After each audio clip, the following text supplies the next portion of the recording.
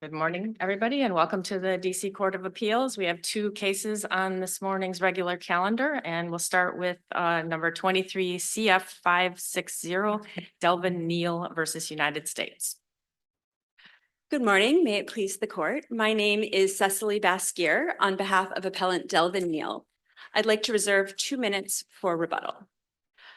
I will begin today by addressing this court's recent decision in Allain versus United States, and then turn to Mr. Neal's claim of right defense.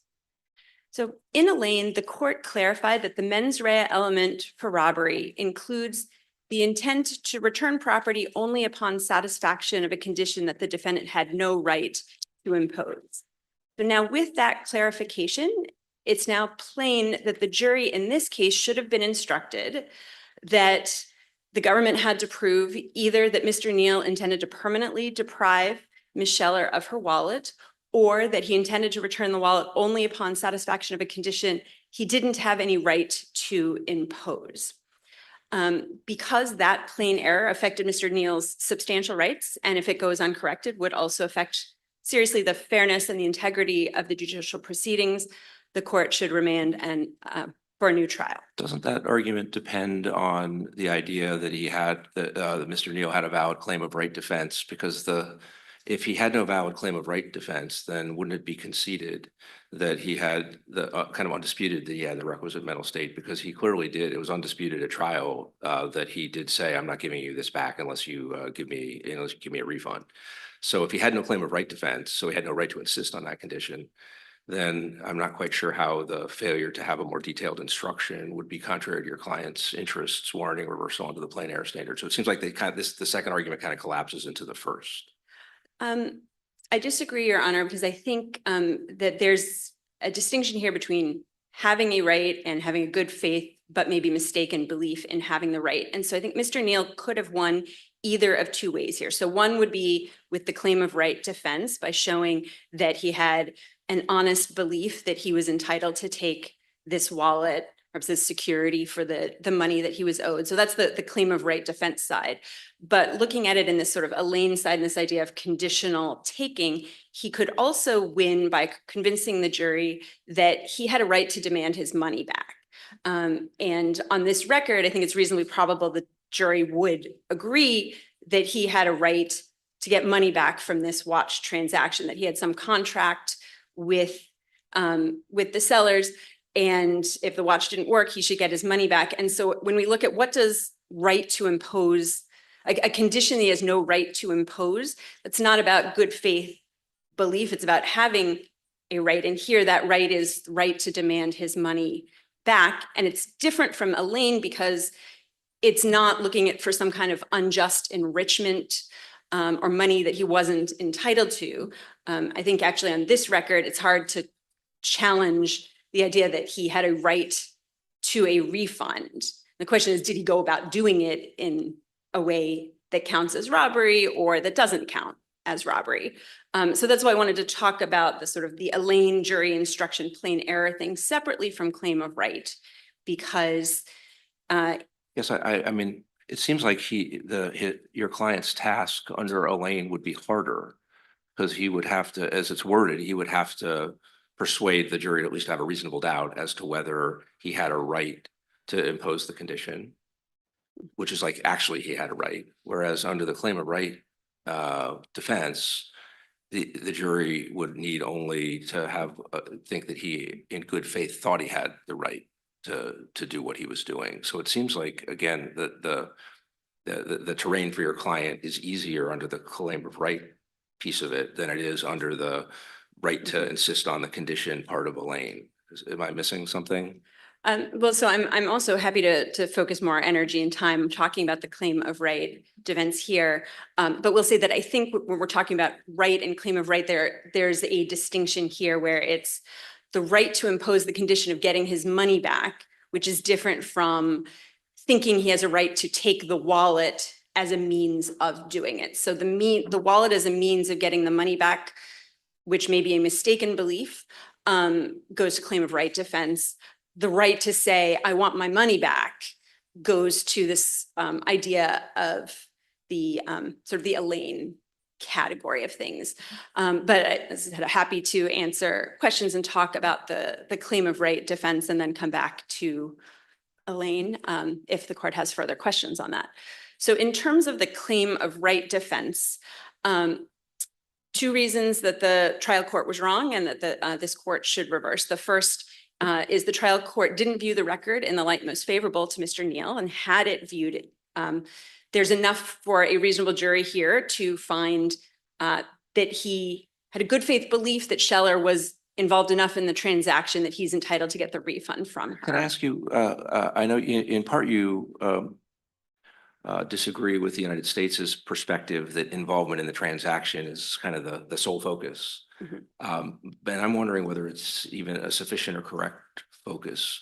And just as a hypothetical, if, I go into McDonald's and I, buy something and the cashier who's involved in the transaction, I think gives me less money than I'm entitled to, says I only gave them a 10 and I really gave them a 20, I think.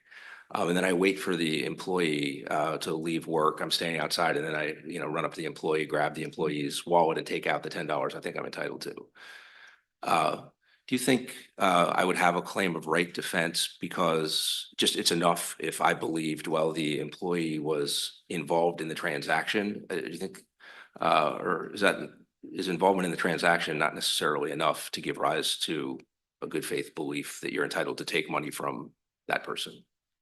So I think that, of course, it's going to depend on all the specific facts, whether a jury is actually going to buy this idea of a good faith defense. But if you have evidence there that going to McDonald's, you honestly believe that you were entitled to get your money back from that employee, and if the jury believes you on that, then you have a defense on this mens rea. And what was the evidence here specifically that your client believed he had, that Ms. Scheller's involvement, connection to this debt was sufficient to give him a belief that he was entitled to recover from her? Did he expressly say, I thought she was a co-debtor. She owed me the money just like he did. And so I thought I could take it from her. Is there express testimony about his belief on that? There isn't express testimony, but I think the strongest piece is when he's talking about the phone call, when he's demanding his money back the first time before we get to the actual incident. And he says, he's asking for it and she says, "You're wrong. We don't sell fake things." And that "we" there, even if there were nothing. I get that. Okay. Sorry, I don't mean to interrupt, but I get Okay. that there is evidence from which, that's evidence that could lead someone to think that she was a co-debtor. If that is a way of expressing a connection that might make it reasonable to try to use self-help against somebody.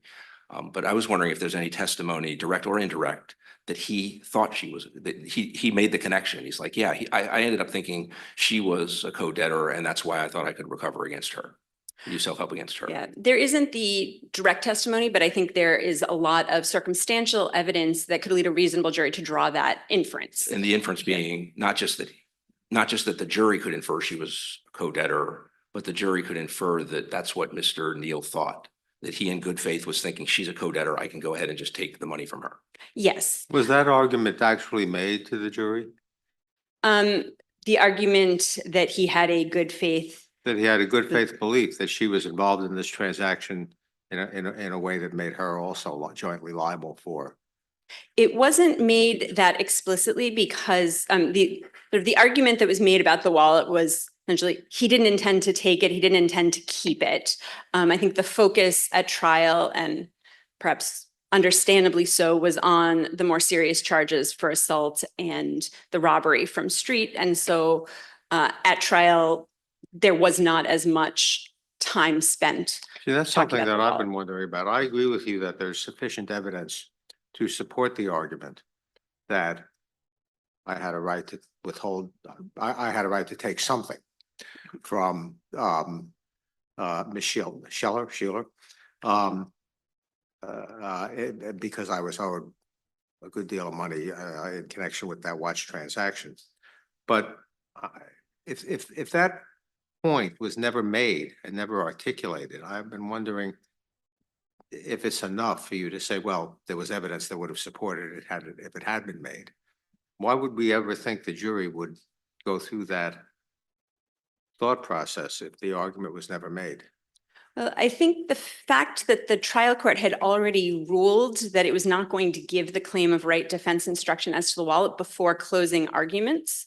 I mean, had that ruling gone a different way, you know, we don't know what defense counsel would have said, but defense counsel had already been told clearly by the judge, you know, I'm not giving that instruction. And so he focused on intent because that's kind of all that was left to be Okay, I arguing. take that point. And in other words, and the judge decided not to give that instruction for different reasons, but this would not have made a difference to those reasons. Well, wasn't part of the judge's thinking in denying this that there wasn't enough evidence that Ms. Sheeler was involved in the transaction, which again might not be the quite correct focus, but wasn't that a line in the trial court's thinking in declining to give the instruction? Yes, the trial court said she didn't sell him the watch. And Did the point you're making now, which is this is related to Judge Wickman's question, but the focus instead is not on what arguments were made to the jury, but instead what arguments were made to the judge when there was discussion about whether a claim of right instruction should or should not be given, was the idea that, well, you know, I mean, obviously there was discussion of whether Ms. Sheeler's connection to the transaction was enough to give rise to an inference that she was involved, you know. But I don't know that, I'm curious whether the point was made to the trial judge. The issue here, again, is a good faith one, and the question is what my client, not whether she was involved in a way that means that he had a legal right to recover against her. Instead, it's whether he, in good faith, thought she was sufficiently involved that he would have had a legal right to recover against her. Was that point, you know, you should infer, although, you know, Mr. Neal hasn't said this yet, and maybe he's not going to say it, but you should infer from the evidence about what he knew about her connection that he thought in good faith that he could legally recover against her through self-help. Was that point made to the trial court when there was discussion of the instruction or not really?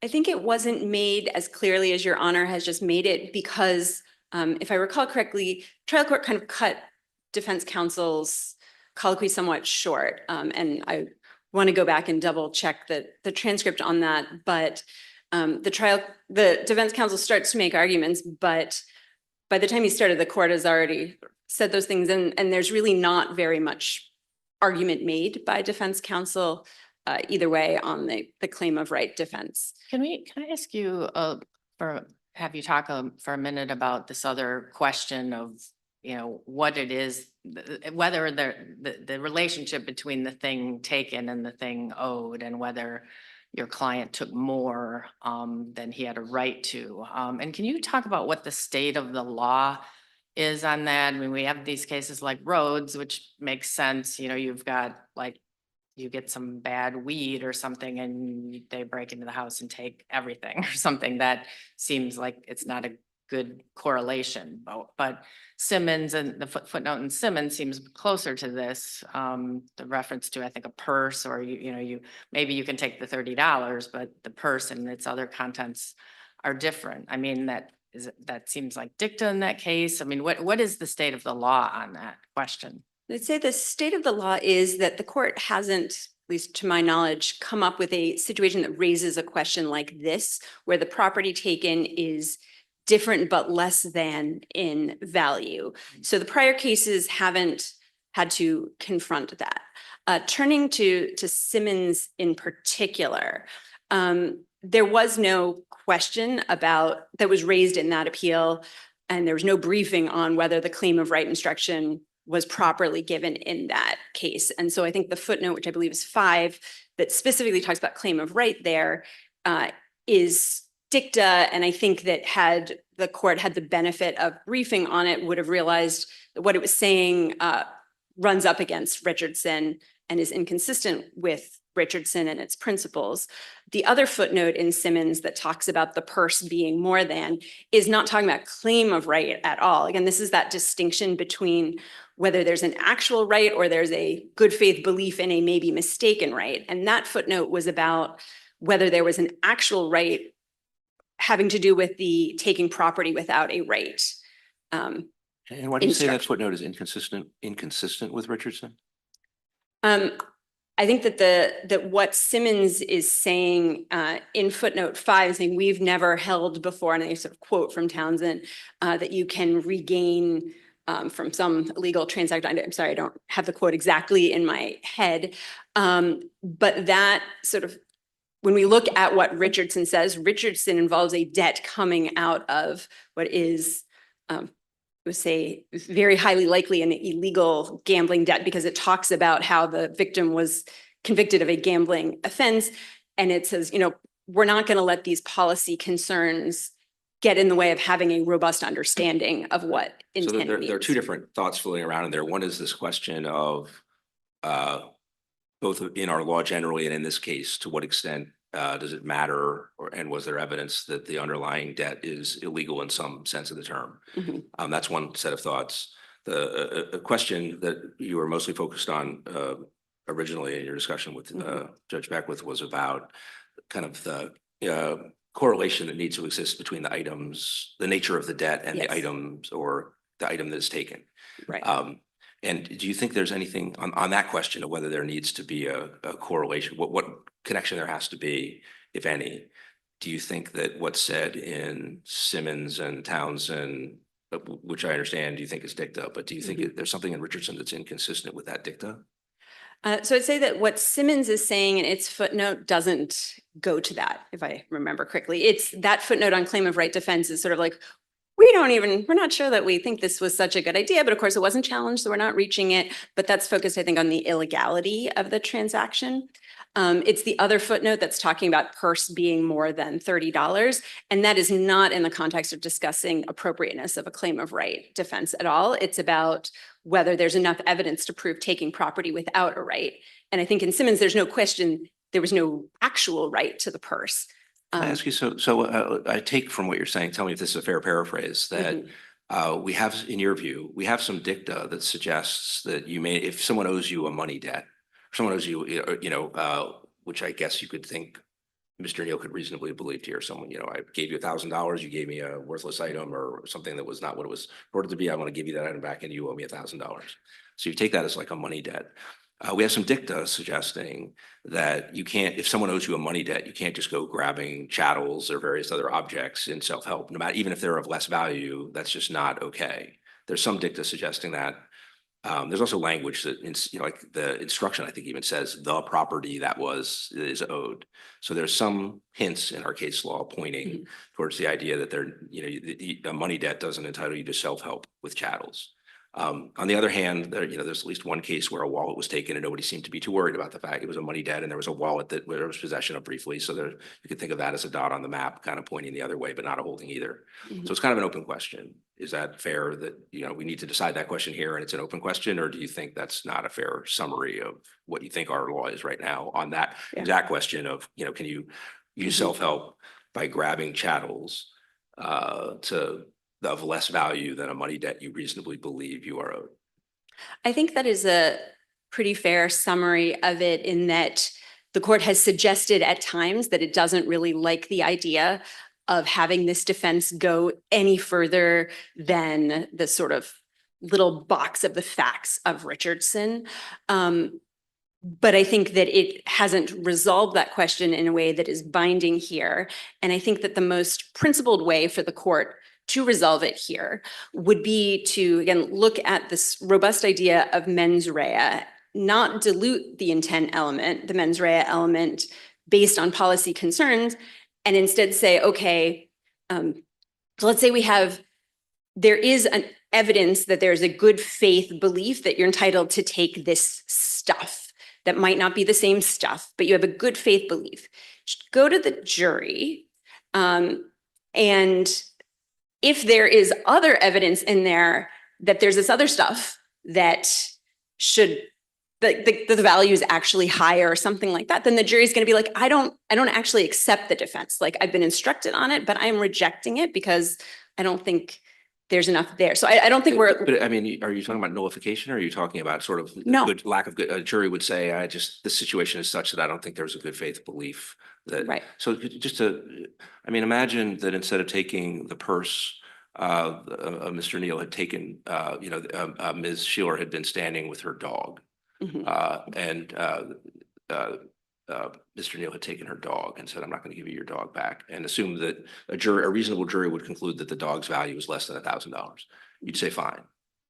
Yeah, I mean, I think if there is evidence that good faith belief, I'm allowed to take this dog as security for my debt, then yes, it's not something that feels comfortable, but it is consistent with this idea that intent or mens rea is subjective, as Richardson tells us. It's not about objective or legal facts. And do you really think there's, I mean, do you really think there's no objective component ever in this? So imagine that, you know, I took philosophy in college, which in fact I did. And imagine I ended up being persuaded that all property is owned communally and that, you know, laws otherwise are, you know, not valid.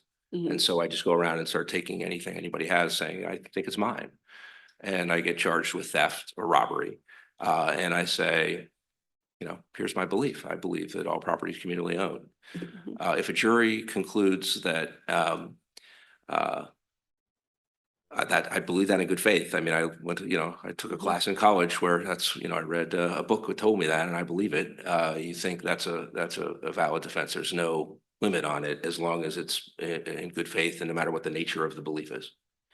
Yes, but it doesn't mean that it goes unpunished, right? It's not This a, wouldn't be the crime. If it's robbery, for sure there'd be assaultive activity. But imagine that, you know, there are things lying, you know, they're people's cars, and I just take them and drive off with them. yeah. I mean, What would the offense be? taking take property property without without a right. I mean, it's a crime that doesn't require that specific mens rea of intent. So, and Richardson addresses that directly as well. Like we, Yeah, I don't know if it is now. It used to be a 90-day misdemeanor. So it'd be a Mhm. relatively minimal punishment for taking somebody's car, in fact, without right. Mhm. Yes, but I think the question is, does the court keep this sort of principled, robust understanding of what mens rea is, or start carving exceptions, which I think I would say that that's what a lot of other jurisdictions and often through statute have done because they don't like it, but. And that's kind of what we did in Alene. Thematically, in a way, that's what we did in Alene. We said, look, not on this exact element, but on the related topic of intent to permanently deprive. We said, you know, if you look at the common law, it says intent to permanently deprive, but that's not literal, and most jurisdictions don't apply it literally. And we're not going to say how metaphorically, you know, what the exact nature of the metaphorical limits of it are, but we're definitely going to carve out an exception to the literal terms of it in contexts where someone takes property and offers to return it under a condition that the person has no right to insist on. So it seems, at least thematically, like in Elaine, we weren't willing to kind of take the mens rea component in its broadest form in absolute terms and be unwilling to adjust it in light of concerns about where it would lead or what consequences it would dictate. I think I would say that what the court did in Alene is different from what some of these other jurisdictions have been doing in terms of claim of right defense, because they're using policy reasons, which I don't think that's what the court in Alene is doing. I think the court in Alene is reconciling two strands of jurisprudence that felt like they were conflicting. I think the briefs in this case, we also made those arguments. No, it's this set. No, it's this set of cases. And Alene is reconciling them. And that's what the common law is supposed to do. I think some other states have just been like, we don't like the idea of self-help, so we're going to get rid of self-help and we're going to make some artificial rules about why self-help isn't something that we're going to accept. But this court has not done that. This jurisdiction hasn't done that by statute. And I just want to, I see that I'm out of time.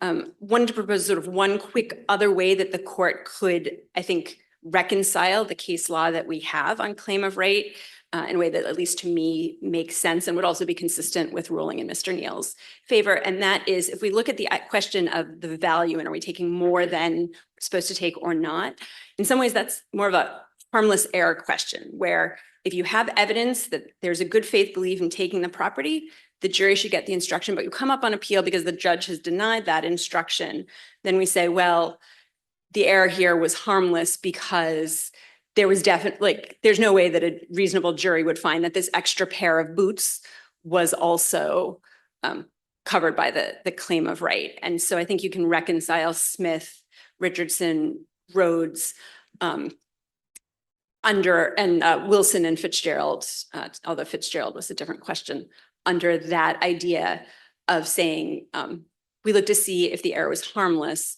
whether the value actually turned out to be more or not. If the court has no other questions right now, thank you. Thank you, Ms. Beskier. We will give you a few minutes on rebuttal.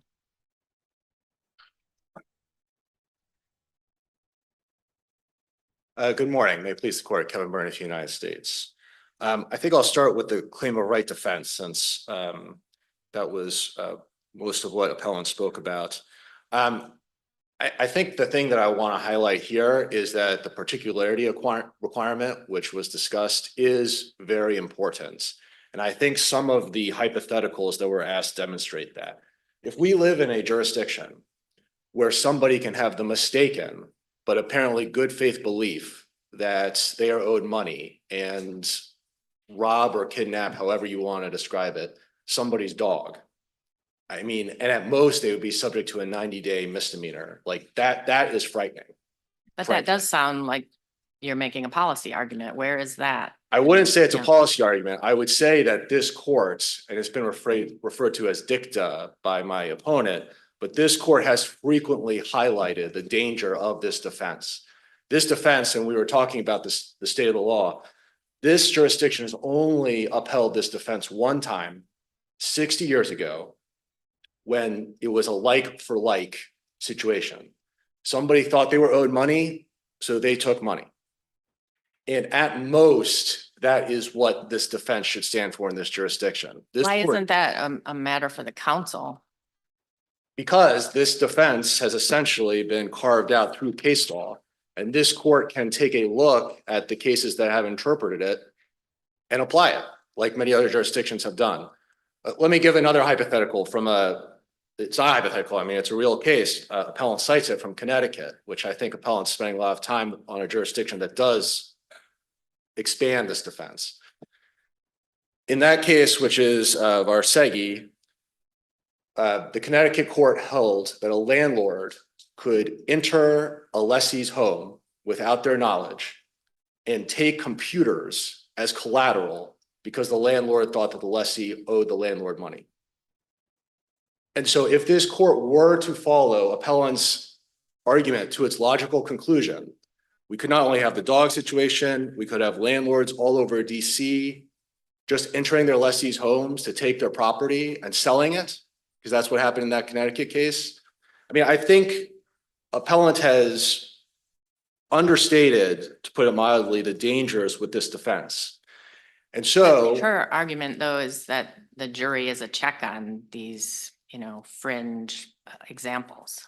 but we presume that the jury follows the instructions. And if the jury has instructions that somebody has a good faith belief that they are owed a certain amount of money, and then they get on the stand. And I would say, because this was asked earlier, Mr. Neal does not actually get on the stand and say, oh, Ms. Scheller owed me money.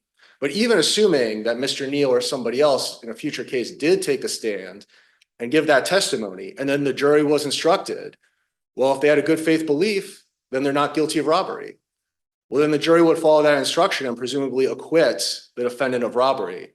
I think the important thing here is, regardless of policy, the case law reflects this suspicion of the defense. You don't have to look to policy, even though I think, it's an important part of the context here. You can just look at the case law, because Richardson is the only case in which it's been upheld, and that was very different than this situation. And let me just explain why it's so different also.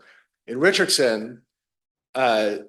Richardson takes the complainant's wallet, takes the money that he's owed out, and gives the wallet back. Mr. Neal did not do that here, even though he could have. There's no evidence that he looked in the wallet. There's no evidence that there was money in the wallet. If Mr. Neal really thought that he was just getting money from Ms. Scheller, he had control of the wallet. He could have looked in the wallet right there on scene, and he didn't do that. And I think that right there is a huge distinguishing factor from Richardson. I would also note, just from an evidentiary standpoint, he admits that he is holding this wallet for ransom. There's no dispute about that.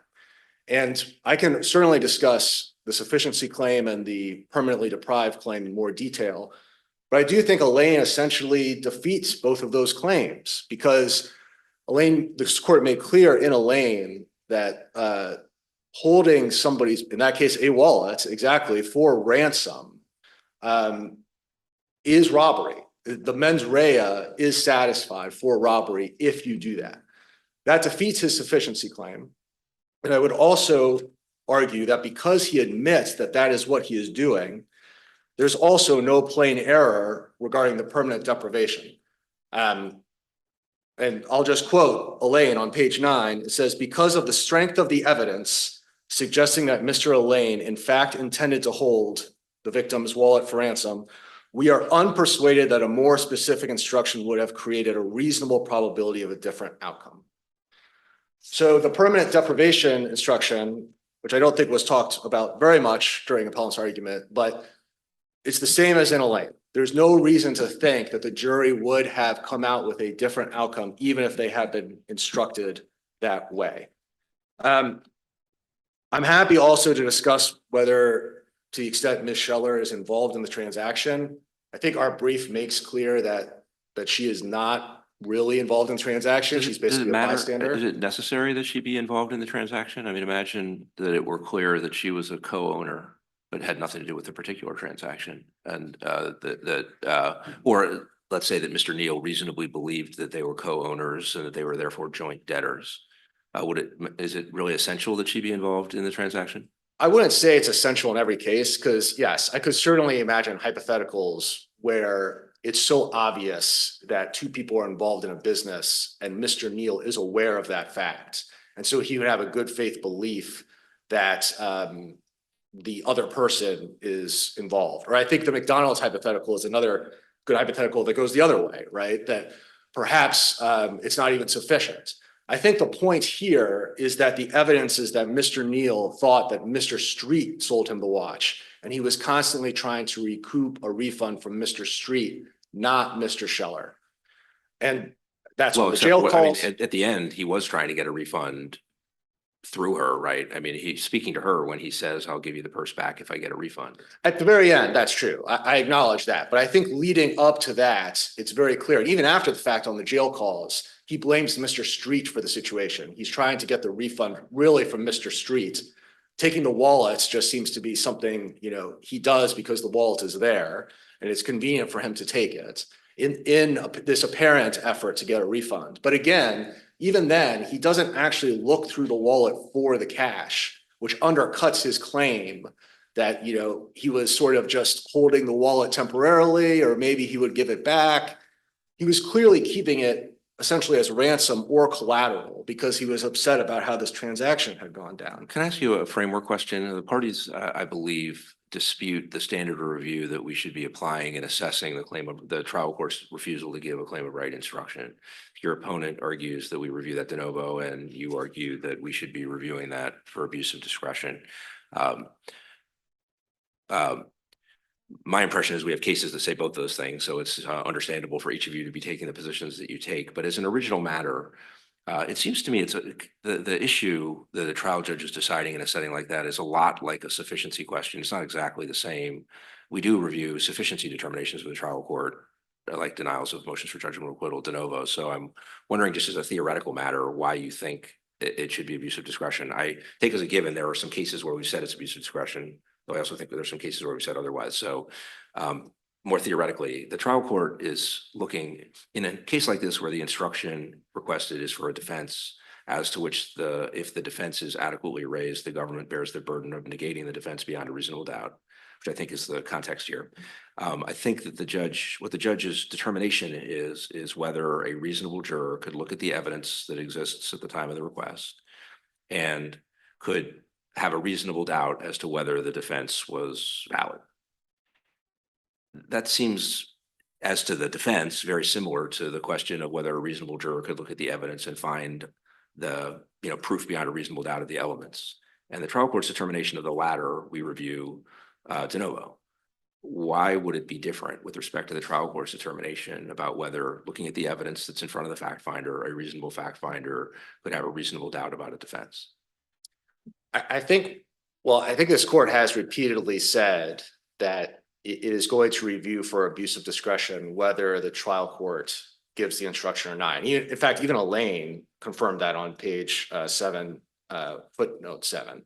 I think the reason why that is because in the end, the trial court, which is familiar with, the evidence that has come out to that point with the arguments of the parties, is in the best position to essentially decide whether the evidence to that point warrants the instruction. And isn't the same, I get that point. I just don't see why the same things aren't true about the trial court's ability to determine whether a reasonable fact finder could find guilt beyond a reasonable doubt. The trial court is the one that heard the evidence and is more familiar with it and spends all day compared to appellate judges, for example, seeing evidence come in, seeing how juries respond to evidence and the like. So, I mean, it seems like all those points could be made pretty much identically as to sufficiency of the evidence, and yet we don't defer. So I'm just not quite sure I see the theoretical reason for the distinction.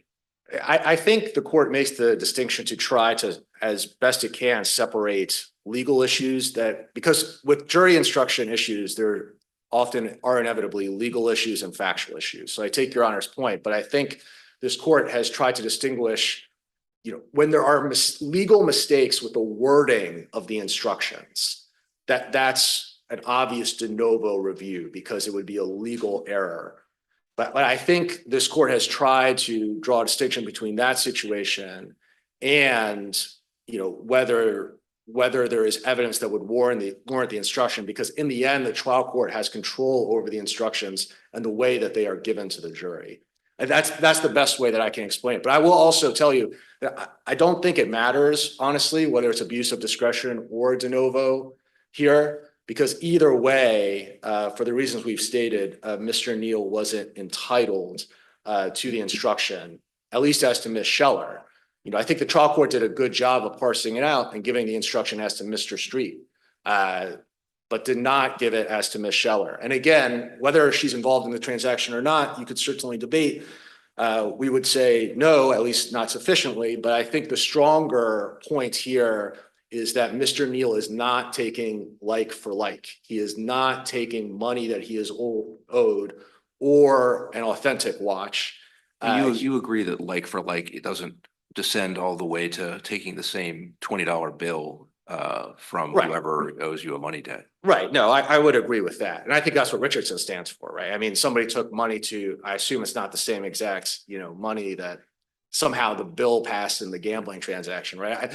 I wouldn't go that far. Right. And Can in I fact, ask you, I don't mean to interrupt, but finish that thought. I do want to, as soon as you finish that thought, I'm interested in at least briefly discussing one of the other lines of thinking that the trial court mentioned, which is concerns about the legality of the underlying debt. But I didn't mean to interrupt your last point. right. No, I was going to say as well that, because Richardson is like for like, arguably here, Mr. Neal would only be entitled to an authentic watch because that's like for like what he thought he was bargaining for. But again, I don't think the court needs to go there.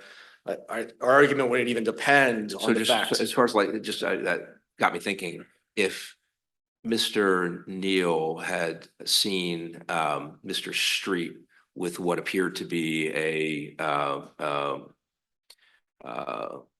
genuine, I forget the name, Hubler watch, and had run up and grabbed that and thrown down the old watch and ran off, you would say that's like for like. It's not exactly necessarily the same watch or whatever else, but it's close enough. It's analogous enough. Exactly. I would certainly say that's more like for like, and that's more in the spirit of Richardson. However, I don't think we don't need to go there. Our argument isn't based on the fact that he, in the end, wants the money. I think it's not important whether you think of it as a watch or money. The point is that the wallet is not either of those two things.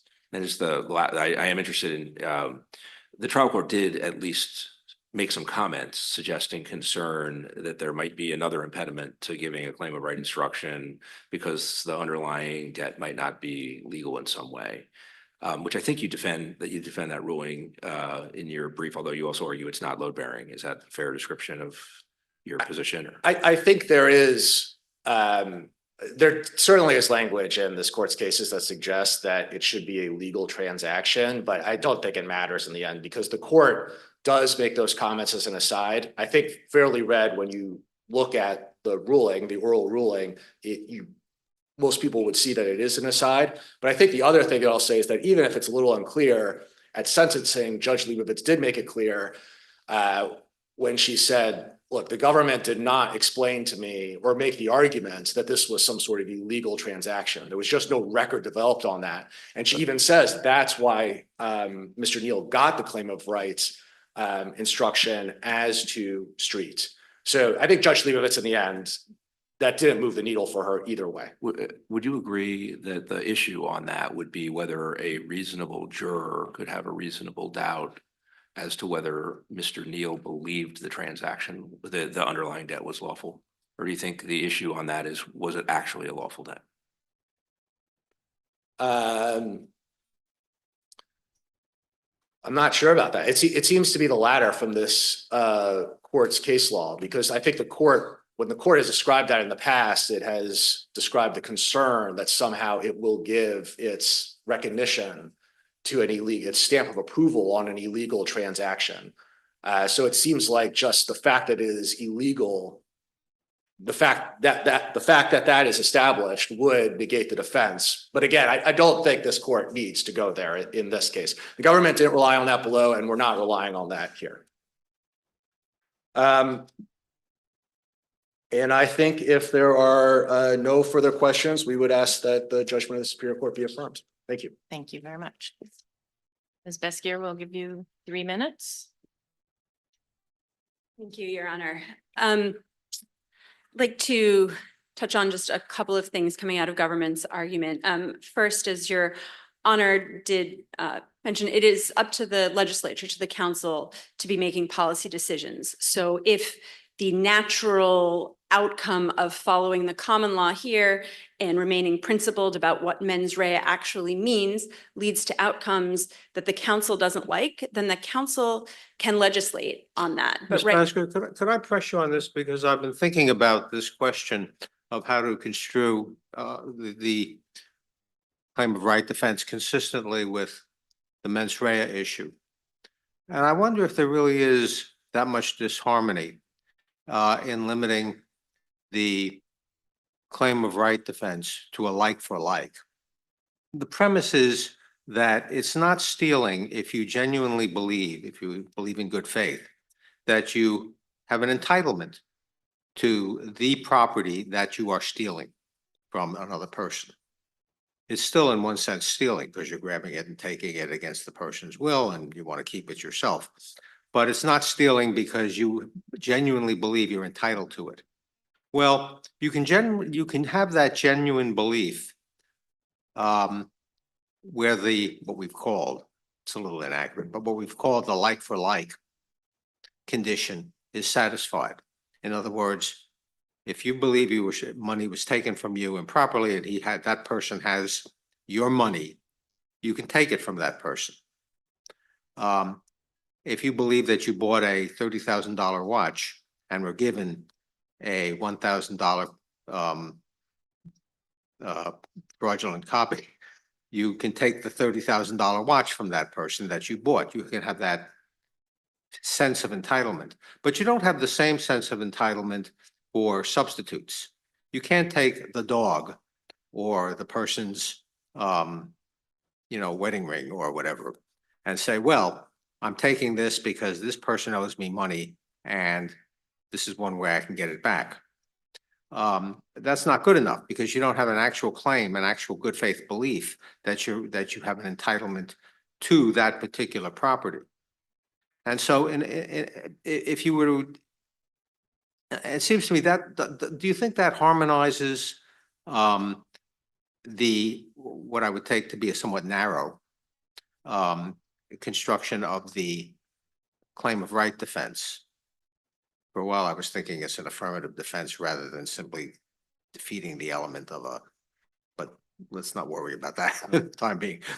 Do you think that harmonizes the claim of right defense, a narrow claim of right defense? Because there are strong policy reasons, it seems to me, as you've been acknowledging implicitly, for limiting the claim of right defense to just what we've called like for like transactions.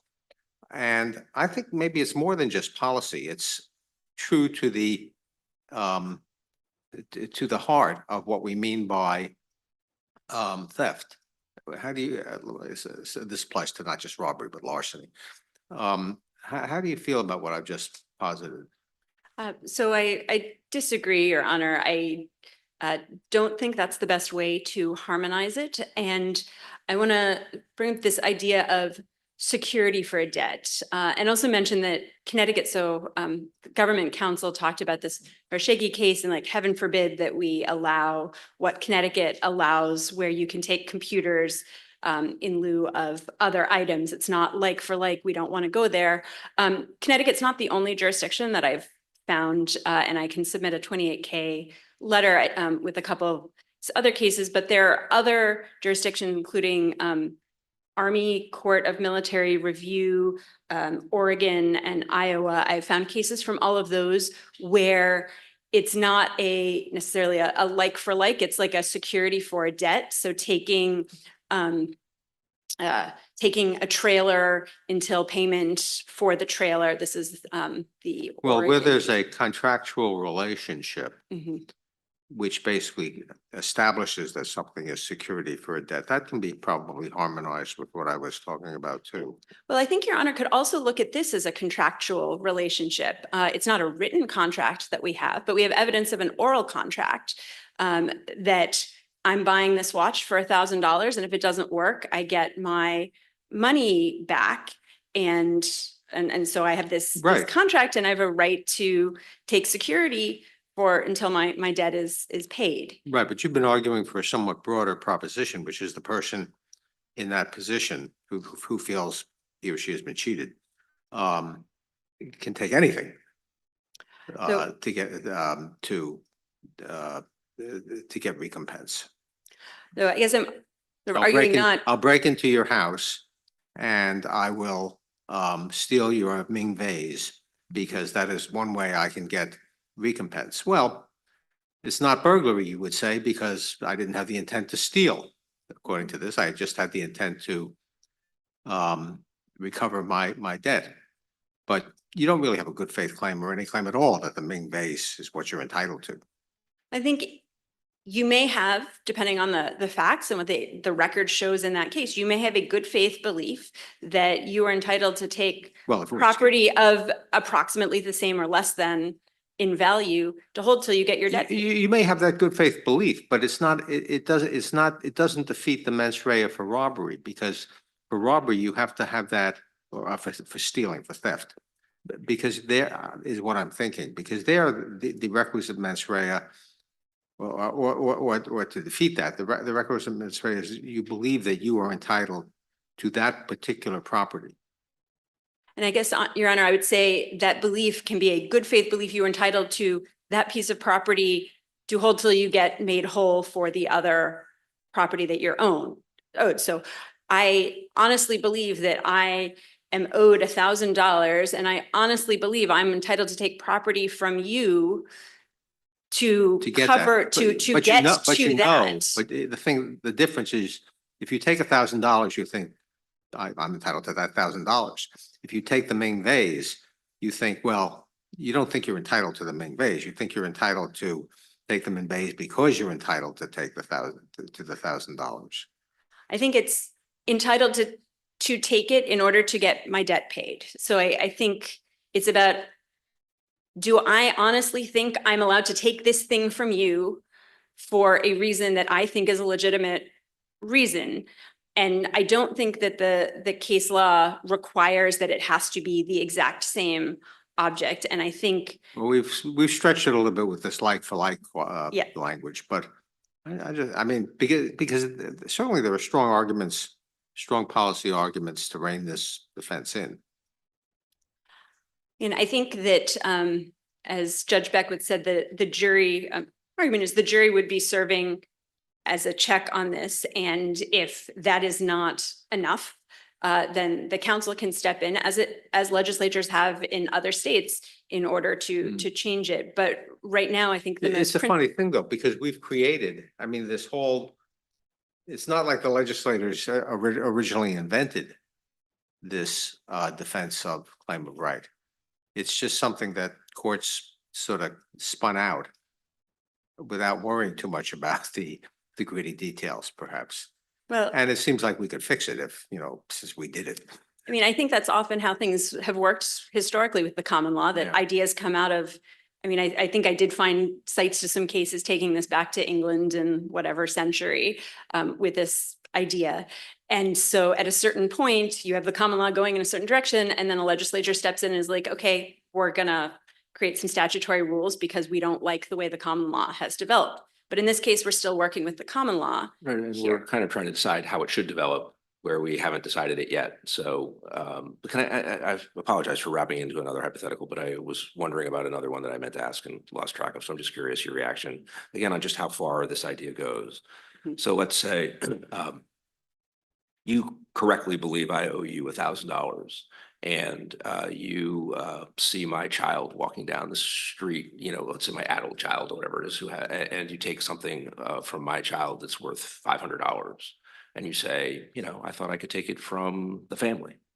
If a jury believes that you in good faith thought you had some right to do that, I assume this is a defense that would be submitted to the jury, and a jury that concluded that when you got on the stand and you said, I thought I could take it, that I didn't think there was any legal problem with that. I thought that was, totally lawful thing to do.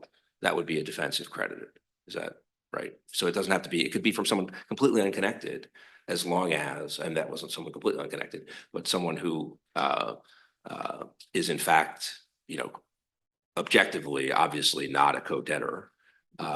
As long as the jury believed in good faith, the defendants, in my hypothetical clear testimony about a good faith belief that that was a lawful way of self-help. Is that Yep. right? I think so, but the good news is that the court would not need to go that far in this case because it could go only as far as talking about a situation with a co-debtor or co-owner, because we do have evidence she's not just a family member, and that she is much more involved, or he believes she's much more involved in this. So the court wouldn't have to go that far. Once again, I am out of time. If the court would like, I can address the number of distinctions, especially factually, with the Elaine case that government counsel brought up. I'd also be happy to submit a supplemental brief on that if the court would like. Okay, I'm happy to have you take another minute and get into that. Sure. Okay, thank you. So I think factually, as I said, Elaine is quite different in that there is nothing in there that suggests the defendant had any right to impose a condition on the wallet and the jacket, the other property that he took from the other driver. And I think the way I've been thinking about it is the idea of unjust enrichment. And Elaine is about somebody doing something, trying to get unjustly enriched. And when we think about ransom cases or fake refund cases, we're thinking about unjust enrichment.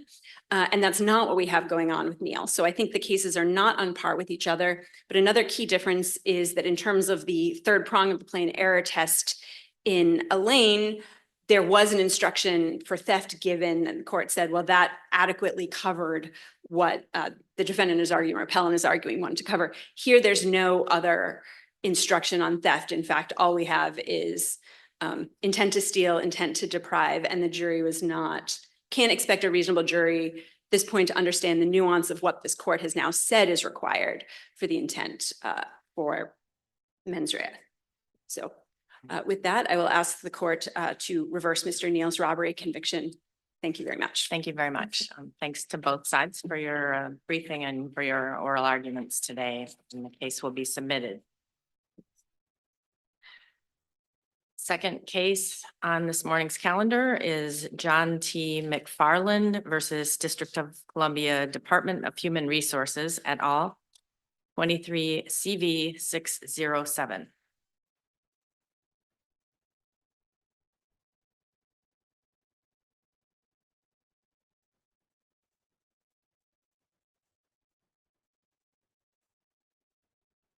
I'd like to reserve 3 minutes, please. Okay.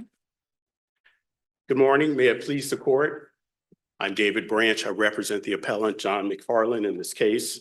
This is an appeal from the denial of a petition for review and a classification decision issued by the District of Columbia Superior Court. There are two general or broad issues in this case, in this appeal. The first issue that's raised actually by the district is this question of whether the Superior Court had jurisdiction over this case. And I'll address that briefly first. And the second issue is whether there's substantial evidence to support the Superior Court's decision in this case.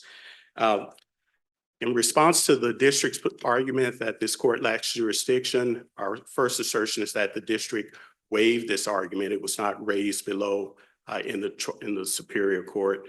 I think this decision, according to the district, was made in 2022.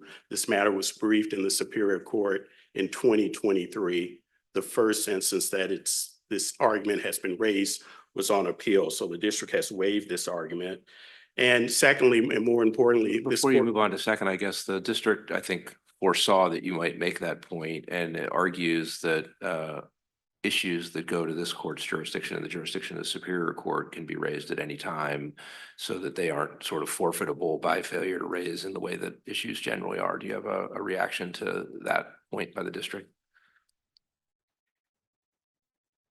Your Honor, I agree with the position that if this court lacks jurisdiction, then yes, it's not waived, or this court still obviously can determine whether it has jurisdiction over the matter. And if the Superior Court lacked jurisdiction and nobody brought that to the attention of the Superior Court, and the matter was in this court, and then someone belatedly said, oh, by the way, this should never have been in the courts at all, there was no jurisdiction in the Superior Court.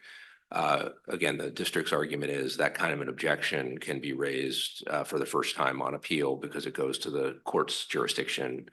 Do you agree with that or disagree with that? Well, I agree with that point. I'm just noting that the argument wasn't raised below.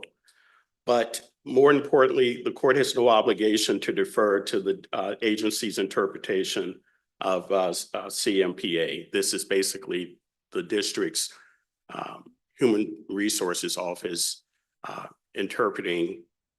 casting an interpretation of whether classification appeals are subject to any type of review beyond the decision of the director of the Office of Human Rights.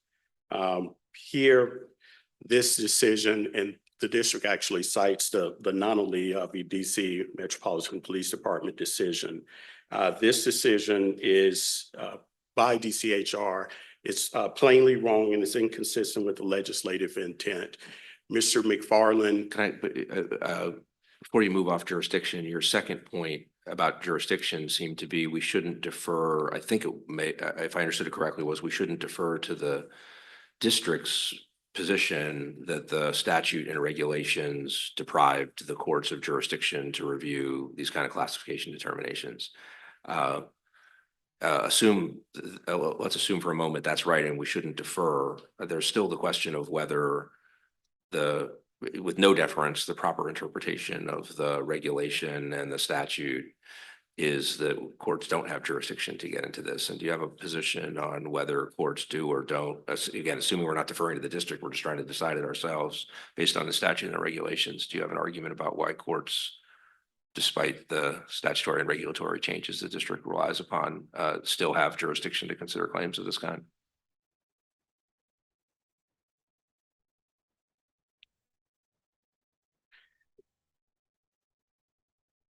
Your Honor, I think that the next argument was going to be that the district's interpretation of the regulation, whether the classification appeals are appealable beyond the district's Office of Human Rights. I think that's inconsistent with the way courts have interpreted the statute. Here, Can you elaborate on that? Like what? Well, here, Mr. McFarland is challenging a classification appeal. He's a grade 9 It's in a grade 9 position. I believe the career ladder is an 11. And the change that's going to take place as a result of this classification appeal for Mr. McFarland is going to mean the difference between I think approximately $10,000 a year between his grade 9 position. So this substantive challenge, it's akin to a demotion, or basically it's a promotion for him. It's not a a run-of-the-mill type personnel matter that would not be subject to judicial review. Of course, the Superior Court is a court of general jurisdiction, and even if the agency determined that the classification decision issued by the director of the agency should not be reviewable or even appealable, we still believe that the Superior Court would have jurisdiction to review something that involves the substantive rights of this of the appellant. And here in particular, the decision impacts really a property interest in Mr. McFarland's position or even ability to be promoted to the next grade in his position. So it's like, even if the statute said clearly to your, satisfaction that this decision could not be appealed, you're saying it still can be because it's important? Yes, Your Honor, it's important, and it impacts, his substantive rights, not only his substantive rights, but also significantly impacts his salary as a result of having this classification appealed. First it was approved, but later withdrawn or denied. This gentleman stands to lose tens of thousands of dollars. I mean, obviously it's going to be much more as he goes into retirement as a result of this decision. The second issue, it deals directly with the decision. The Superior Court's decision essentially deferring to the agency when you have two inconsistent determinations by the person conducting the classification decision, it lacks substantive evidence. The district is actually rewarded in this particular case when you had one person, Mr. DeLade, who made the decision in 2011, and he was acting as the associate director for the office reviewing. Not only was he reviewing the appeal, but he was the senior person in the office. He makes a determination in 2011. 2 years later, 2013, you get a different decision, 2013, 2014. And the district first conceals Mr. DeLade's decision from the appellant. Then the district conceals it from the Superior Court, even on when it came to the Court of Appeals. Mr. DeLade's decision was not disclosed to the Court of Appeals. And in fact, the Court of Appeals in the prior decision actually says that there was nothing in the record to indicate that a classification decision had been made by Mr. DeLade, when in fact that was all false. It was only after Mr. McFarland submitted a FOIA request that the district produced the classification of decision by Mr. DeLade.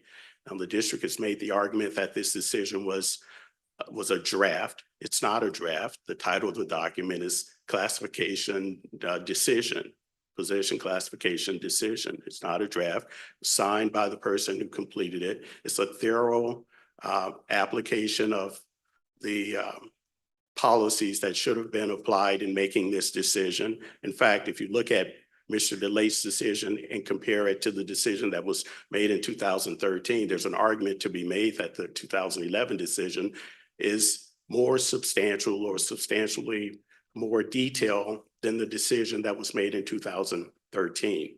So the district is rewarded for concealing this information, not disclosing it to the court or to the appellant.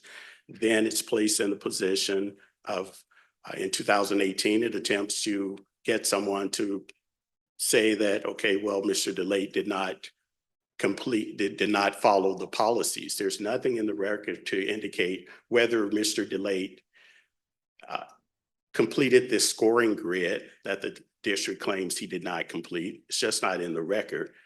Doesn't mean that he didn't complete it, but we know that he was in his position as well as acting in the associate director's position. So there should be some deference to this decision made by Mr. DeLate if the district placed on him the responsibility of issuing this decision. And he issued this, everything in the record says that he issued this When you say decision. he issued it, what do you, I mean, I get that it doesn't say draft on it. Although, you know, we draft a lot of things around here that don't say draft on them.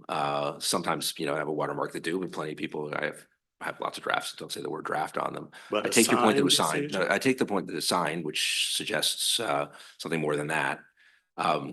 But issued has with it a possible connotation of making it the formal decision in some way. I And think- so, you know, if I'm working on a draft opinion and I go ahead and sign my name at the bottom of it, but it's never sent out by the court, But he have also. I issued it, or I'm He- still a little puzzled by your use of the word issued. Was He- it delivered externally to anyone? I think this is at the joint appendix at 21. He says, I have completed my audit of Mr. McFarland's position. What is your understanding of what happened next after he did that? Your Honor, what I believe happened based on the record is that it was submitted to the district's Department of Consumer and Regulatory Affairs, and they failed to issue it to Mr. McFarland. Well, And what is they your understanding decided of what that they happened, would why get- they didn't? They decided that they would get someone else. They didn't like the decision. They decided that they would get someone else to, Mr., in this ends up being Mr. Lewis Norman. Let's assume that's exactly what happened for the sake of discussion. They didn't like, they were whoever they is, the powers that be, were dissatisfied with Mr. DeLate's analysis, and they said, we're gonna get a second analysis. And they got a second analysis. And the second analysis was more to their liking. And the conclusion was more to their liking, perhaps. Now, where does that, so where does that leave you? Why is it you have the right to say, well, they don't have that authority to? I mean, you haven't identified anything erroneous in the second analysis. I haven't, Your Honor, yes, I haven't identified anything erroneous other than the fact that it reaches a different conclusion, obviously, than the first analysis. And why is it that the first analysis has to govern rather than the second analysis, in your view? I don't think you can say that, why should the first analysis govern? I mean, there's nothing in the record to position is indicate that the first analysis. Your was position is that the erroneous. DCRA, as it was then, is governed by the first analysis and cannot have doubts about it and have a second analysis done and follow the second analysis. And I want to know why you think that. Because the manner in which it's done, it's not like the district said in the second analysis, we have this first analysis, we have some concerns with it. And so we had a second analysis done. They completely pretended that the first analysis and decision did not exist. This was an attempt to conceal the fact that a decision had been made and signed by Mr. DeLate. They don't get to do kind of a Well, Mr. DeLate doesn't do-over make the here. Mr. DeLate, even under your theory, did not make the decision. He simply gave an analysis of what he thinks the decision ought to be, right? No, he made the decision. The decision is made. That's the title of the document is classification decision. He made the decision, he signed the decision, he sent it to the agency, and the agency had an obligation to implement that decision. That's where I'm not sure. Where do you What- get- Yeah, where do you get that? Where in the regulations or statutes governing the internal structure of the agency do you get the conclusion that whoever it was at the agency who received this document that was not called a draft and was signed by Mr. DeLay had no authority, was required by law to ministerially issue it? rather than having the authority to say, look, this is my subordinate, or, you know, another person who works at this agency wrote this thing. I don't agree with it. I'm not going to issue it. We're going to think about it some more. That seems to be an assumption of your analysis that whoever received it had the ministerial duty under the applicable regulations and statutes to just issue it with no further ado. And are there specific provisions in the agency regulations or statutes that support that conclusion? The entire purpose of requesting a classification decision is to get a decision on whether you were properly classified. So Mr. McFarland initiated this process. He requested a classification, a desk audit to get a classification decision. A decision was made on his Well, that's request. that's the issue, is whether what was made was the agency's decision. And the way your opponent looks at it is there was an agency employee who was given a task, did that task to the satisfaction of the employee. It was sent on to another agency person who looked at it and said, we're not issuing this. It's- And the question is, you're saying that that was the agency's decision, and they're saying, no, that was like the work an employee thought he was done. But people, you know, who have the ability to have oversight over what that employee did thought, well, okay, that's really not going to be our decision. We don't like that as the agency's decision. And I'm just trying to figure out what provisions, So there, you know, why you think it's clear that no one in the agency had the authority to do anything with what Mr. DeLay completed, other than as a ministerial matter or issue it, that are, you know, kind of by matter of agency regulation or statute or the flow chart or anything, why it is that had to be issued. That was just done. No one in the agency had any ability to say no, as opposed to, you know, what the district is saying, which is, you know, he was given a job, he thought he completed it, but people in the agency said, no, that's not really what we want. That's not going to be the agency's decision. We're going to keep thinking. Is there like regulations or statutes or some principle of law that you think makes it clear that when Mr. DeLay finished what he finished, that committed the agency to that as a final matter?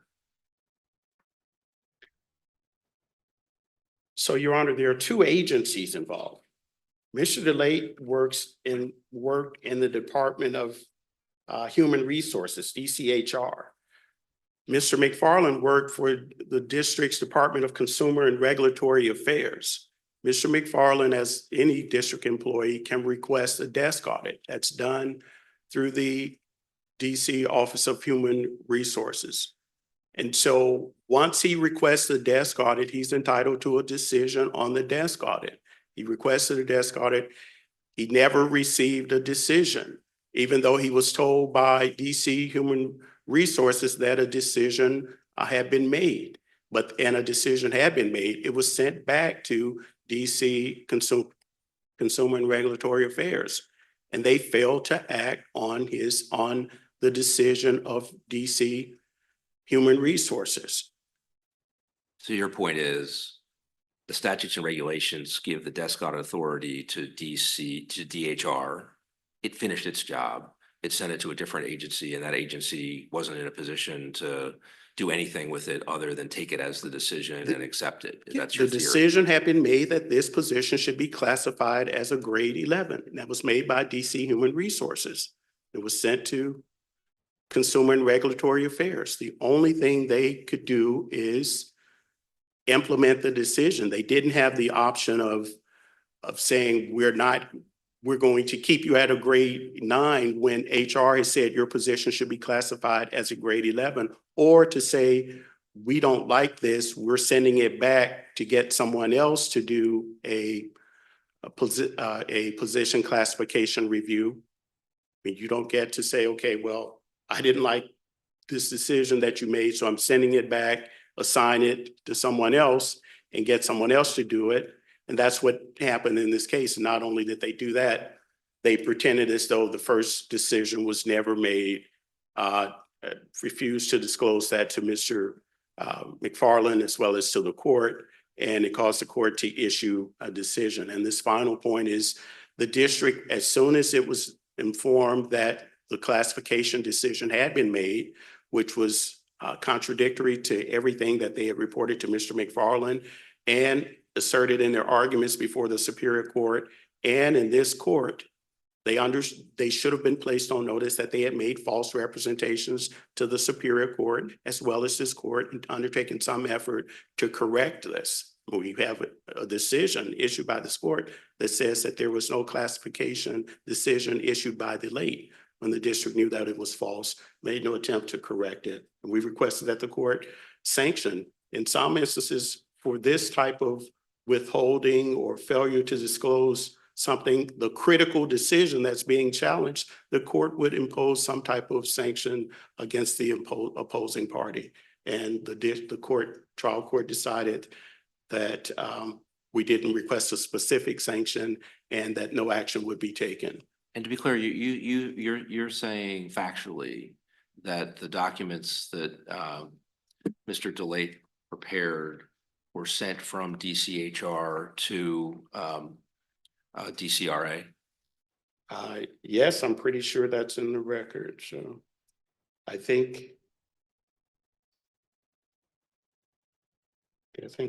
Okay, at Joint Appendix 21.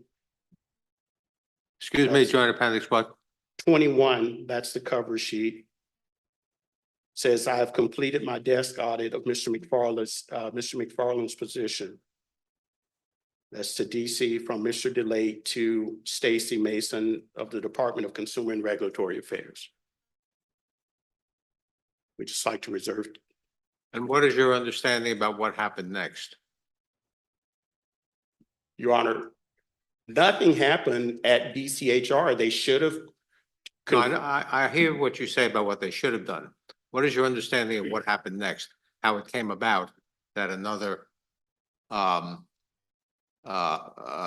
classification analysis was done by somebody else? Mr. McFarland continued to request what is the status of the classification decision. Mr. DeLate said he completed the classification decision, and then 2 years later, someone else is appointed to do. How did that come about? How did it come about? Do you have The any agency would understanding have, as to how that came about? the agency would have initiated or requested a desk audit. And why was that improper in your view for the agency to request another analysis? Because there was already a desk audit that was completed that addressed the issue, addressed this position classification and had rendered a decision from the district's Department of Human Resources. And if the agency thinks that decision is flawed or unsatisfactory in some way, it has no recourse? It has no, it has no authority to make a classification decision. That decision is made by the Department of Human Resources. They're not experts in Does it have classification. it has no authority to ask the Department of Human Resources to redo this? No, they did not, unless Mr. McFarland actually requested a second classification decision. He still has a classification, was a desk audit classification decision request pending well, he made it to the agency, but it went through the district's human resources. So at the district's Department of Human Resources. Now, as I understand it, the district's position is that there was no completed analysis by Mr. DeLate, that it had not been submitted up the channels as appropriate or as necessary. That's not true.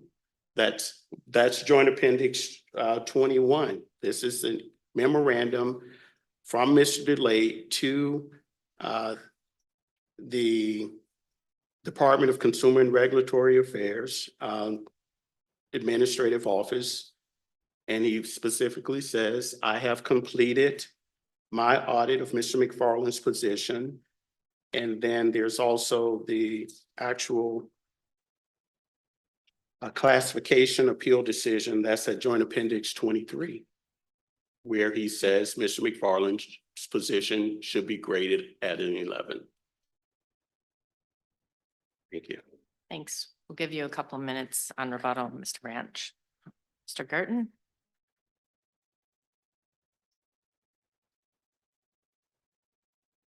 Good morning, and may it please the court. Jeremy Gerton on behalf of the district agencies. I'd like to start with the threshold issue. The CMPA forecloses Mr. McFarland's claim because the statute provides no administrative or judicial review of DCHR classification decisions that do not reduce an employee's grade. Applying the analysis from this court's decision in Coleman, it is fairly discernible from the CMPA's text, objectives, legislative history, and the nature of the action at issue that judicial review is not available.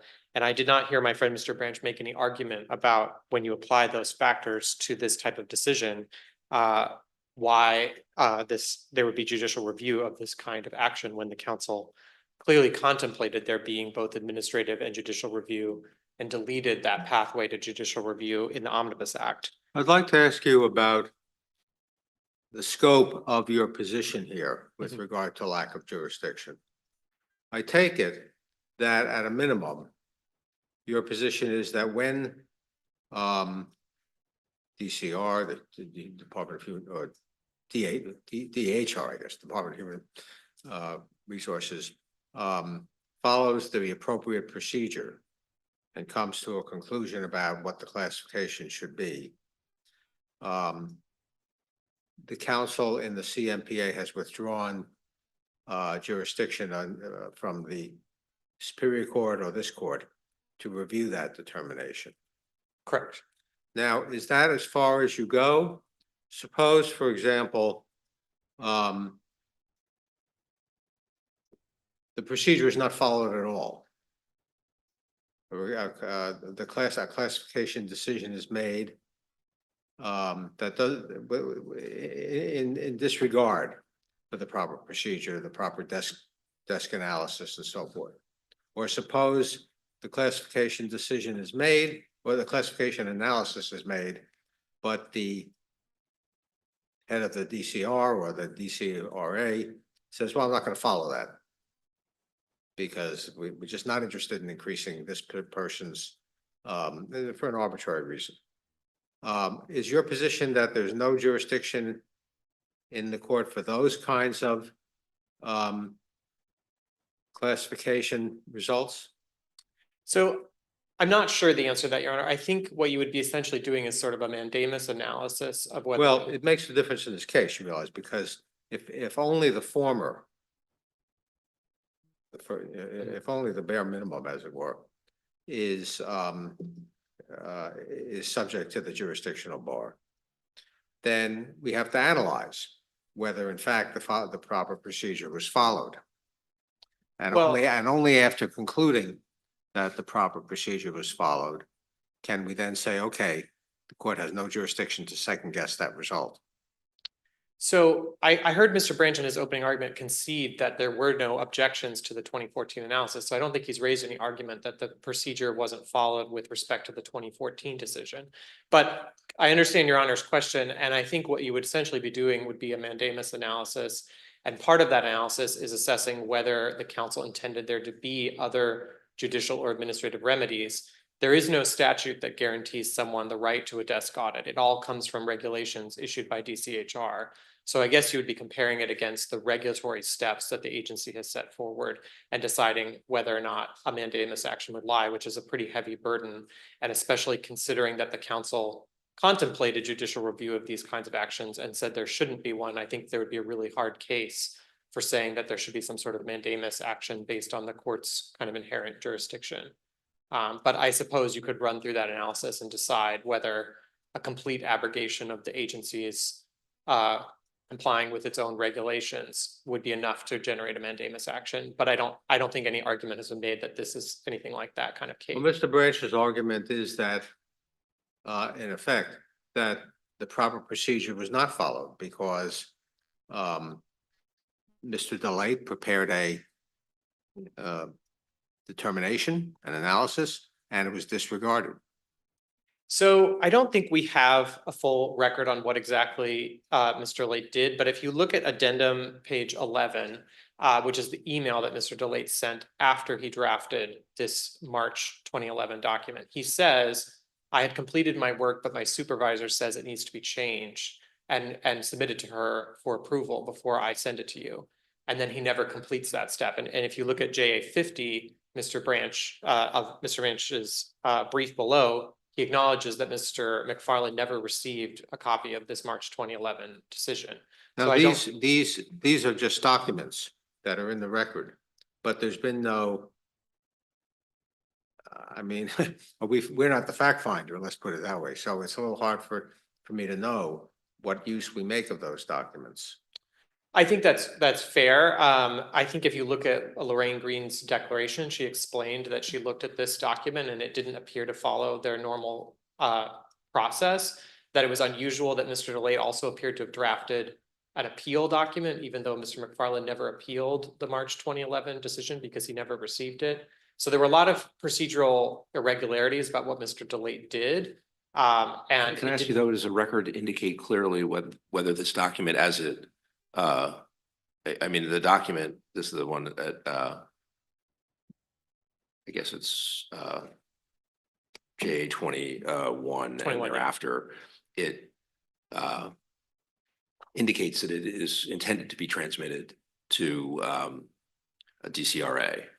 Does the record clearly indicate whether it was in fact transmitted? I mean, it may have been transmitted in error or prematurely relative to supervisory approval, but does the record indicate clearly whether it was transmitted? I don't think it clearly indicates that. And I think if you. Either way, so there's. Either it's direction, not like I don't Ms. think so. It's not like Ms. Green's declaration says, and this does not appear to have been transmitted or anything like that. No, and I think if you look at the text of the email that was sent 2 weeks after this date, it says, I had completed my work and wrote it up. However, my supervisor asked that it be written in a different, longer format and presented to her prior to being sent to DCRA.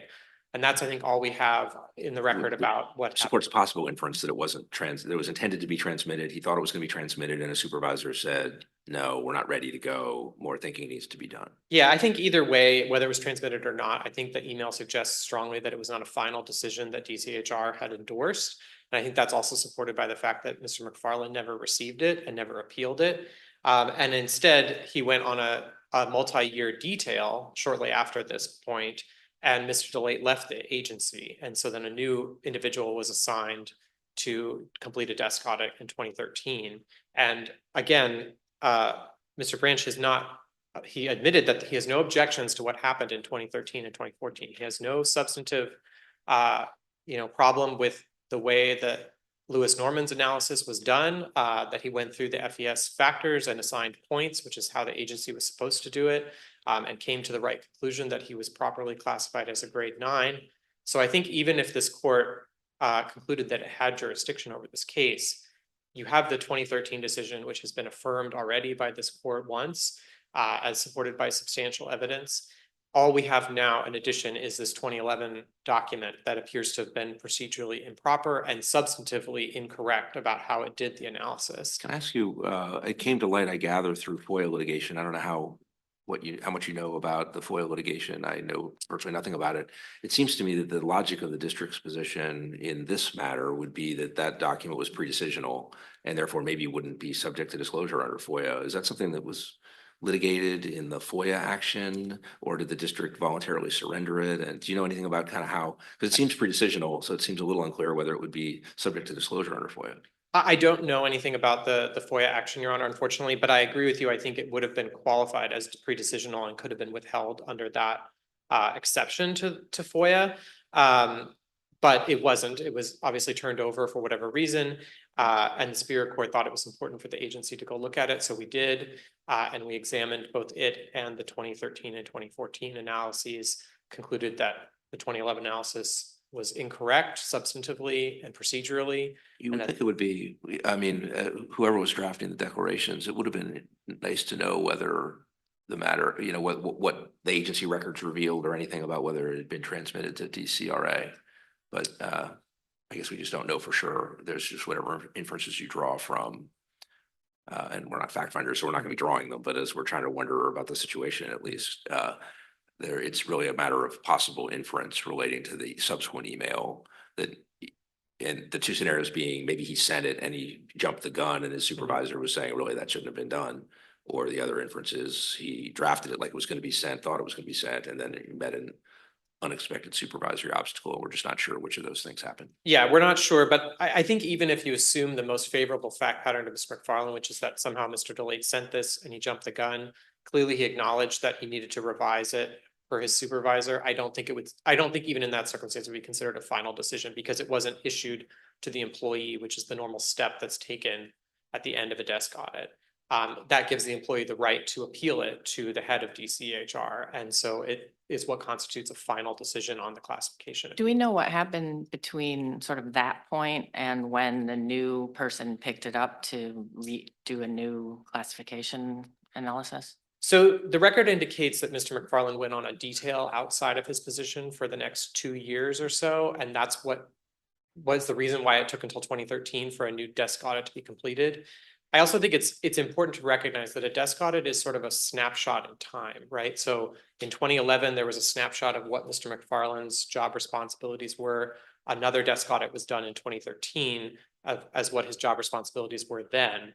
And so that was based on a kind of a new factual analysis at the time. So he wouldn't have a right to an analysis that shows, you know, a year ago, I should have been an 11, but I was a 9. I don't think so, Your Honor, because the agency isn't really able to go back in time and determine necessarily what someone's job responsibilities were 1 year, 2 year, 10 years ago. They look at what their job responsibilities are currently. And that's all the regulation allows someone to do. You can't actually ask for a desk audit based on a prior position or prior responsibilities you had. You have to ask for one based on your current responsibilities. But did you say later on when the agency went back and looked at everything, they determined that the 2011 one was wrong? Is that an actual analysis of the 2011 one, or is that like a new, now today, we're doing a new analysis? So it's not a new desk audit in the sense of the agency didn't go and start looking at Mr. McFarland's responsibilities in 2019. What it did was it looked at the 2011 memos and how they were done procedurally and whether that was proper. And it looked at the 2013 desk audit and whether that was done properly. So it wasn't kind of trying to go back and re-interview people or interview them about his current job. It was just trying to analyze its prior decisions and whether they were done correctly or not, which is what the Superior Court asked it to do in the remand order. So what I'm wondering, I think, is this, if Mr. Branch is correct, that the 2011 desk audit performed by Mr. DeLate was final and should have been implemented. If he is correct about that, then should he have prevailed, notwithstanding the fact that a subsequent desk audit performed 2 years later reached a different conclusion? I don't think so, Your Honor. So first of all, obviously don't In agree other words, that his position is what should have happened is that in 2011, this desk audit was done Mhm. and it recommended that I be given a be elevated to a grade 11, and that's what should have happened. There was no further discretionary decision to be made. That's his position, basically. Now, if that is factually correct, why is he not entitled to relief? because I think even under that assumption that that was a final decision in 2013, once he was finished with his detail and went back to the same job, a new DCHR analyst did a desk audit and concluded he was properly Who classified. requested the new one? Well, it was considered part of the same decision. So the agency has never considered the 2011 decision to be a decision at all. Well, right, I understand Yeah. that, but if the agency is wrong on that point, if Mr. Branch is correct, that, you know, it looks on its face to be final, it's final. I mean, I'm just wondering whether there's fact finding here that needs to be done before we can decide this question, particularly if your jurisdictional contention is, or lack of jurisdiction contention, is limited to is limited to simply saying that there is no jurisdiction for a court to reconsider a final procedurally correct classification determination. In other words, it's one thing if if you have a position, which I'm not sure you do, that no classification decision can be considered by a court. Now, that may be true, but I haven't heard you make that argument. And I'm not sure that the argument in your brief necessarily reaches that conclusion. So we certainly have taken the position that classification decisions that do not adversely affect, meaning that they don't reduce someone's grade under the statute. have Yeah, been we're proven. talking only about non-reducible, right? Right. So it's definitely our position that the statute removed jurisdiction over those. I think Your Honor's question about if the agency just, threw the desk audit request in the garbage, could the court do anything? And I haven't really thought about that because that's not what happened here. I think it would be very. Well, in a difficult- way, Mr. Birch says that is exactly what happened here. The agency got Mr. Delight's analysis, desk audit, and for whatever reason disregarded it. Well, I don't think that's quite right, because what the agency did was it did a desk audit in 2013 that went through all of the steps, and there have been no objections to any of the calculations or analysis in that document. So the agency did go through all of the steps it was supposed to do. The 2011 decision, even if you take it as a final decision, isn't definitive about what the proper classification for Mr. McFarland's position is. It says he could be properly classified as a grade 9 if his supervisors more clearly supervise his work. He could possibly be put on a performance plan if he's a grade 11 to improve his level of oversight. So I don't think it even endorses necessarily a grade 11 Well, determination. that's, I'm not sure about that reading of of Mr. Delight's analysis. It seems to me it may be more accurate to say that Mr. Delight said, this is a grade 11 position. That's the position he's in. Now, he's not actually performing properly in that position. His superiors may need to, maybe he should get kicked out of that position, but the conclusion is that it is a grade 11, I think, that it is a grade 11 position. Well, I would encourage Your Honor to look at J22, which the last sentence of which says, or last two sentences, says management has the right to assign duties and responsibilities. This is the memo that was supposedly sent to DCRA. As such, you have the ability to curtail Mr. McFarland's independence and more closely review his work, ensuring he performs within the grade 9, or you could provide him with an action plan to improve his performance at the grade 11. So I don't think that even definitively answers the question about what grade he should be at. It says you management can choose which one you want to go with. But again, I get that thought, but this is a relatively fundamental question about something I should understand better, and I don't. Is the consequence of a desk audit, assuming it results in a determination that someone had previously been doing work that was at a higher classification than they had been being compensated for, is the consequence of that only forward-looking, or is it also backward-looking, in the sense that obviously, unless some sort of a change is made, then the person that going forward would need to be compensated in a manner consistent with the grade that is determined in the desk audit? But is there also kind of a back pay component where if a determination is made that I've been classified as GS9 or whatever the label is before 9, and I've been paid at that rate for 2 years, but I've been working for 2 years doing work really that entitled me to have my position classified as a level 11, and I should have been in theory compensated accordingly. Can I get back pay out of that, or is that not one of the consequences of a desk audit?